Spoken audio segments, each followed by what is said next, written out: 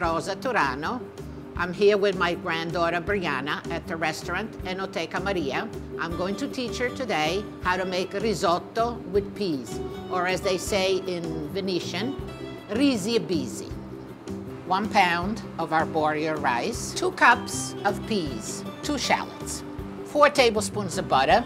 You add a little bit of salt, freshly grated parmesan cheese, some dry white wine, 64 ounces of chicken stock. You can use your own homemade chicken stock. I put the butter in here to melt. You don't want it to brown. Okay, so you take the shallots, and the best way to do it is cut it in half and then chop it up fine.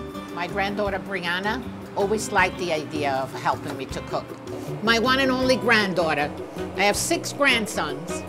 That's it, good. She would stand in the chair and make a chicken, a particular type of chicken, which I still make for her that she likes. And I call it chicken Brianna. So now you put it in there in the butter that's ready. Good job, Brianna. Okay, so now you stir it. Make sure that it doesn't burn. How does it look? Getting there? Until it gets soft but not brown. Now that the shallots are done, you put in the rice, the whole thing. Slow. Good job. Okay, now you stir right away so that it gets the flavor from the butter and the shallots. And you let it toast a little bit. The trick with risotto, to make a good risotto, you have to keep on stirring. So it doesn't burn, or so it doesn't? Yeah, so that first it gets all the flavor, but then when you add the chicken stock, it makes it get absorbed little by little, and it makes it creamy.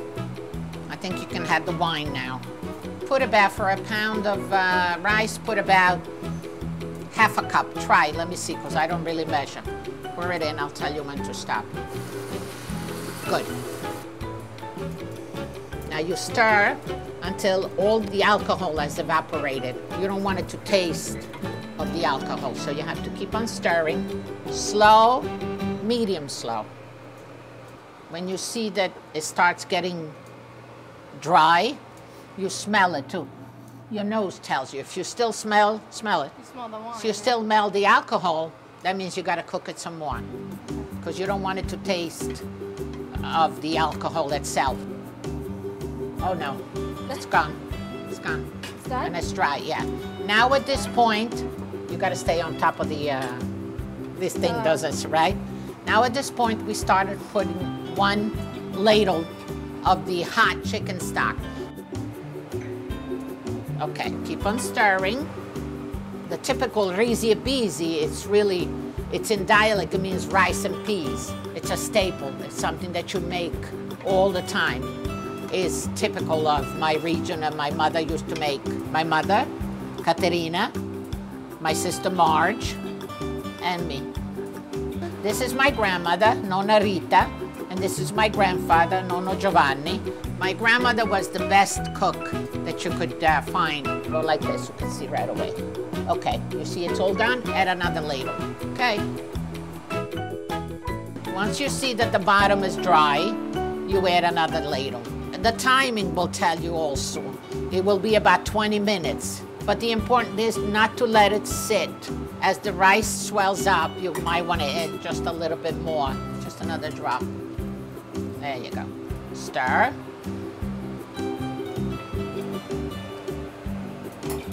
Definitely needs salt. You also have to consider that when you put cheese in there, it's also salty. So you don't want to put too much salt. You can always add a little more in case.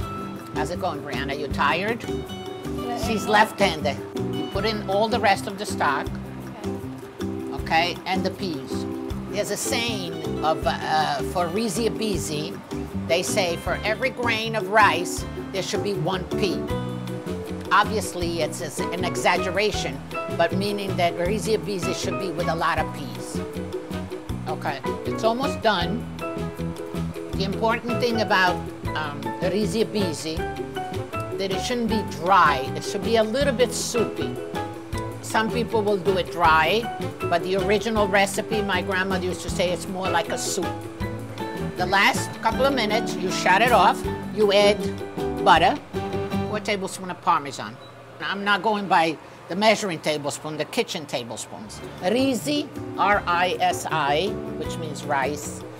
Bisi, B-I-S-I, it means peas in dialect.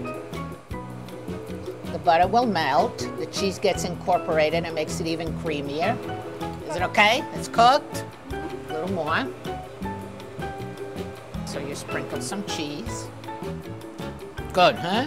Did a good job, Brianna. Thank you. From now on, when you come over, you do the risotto.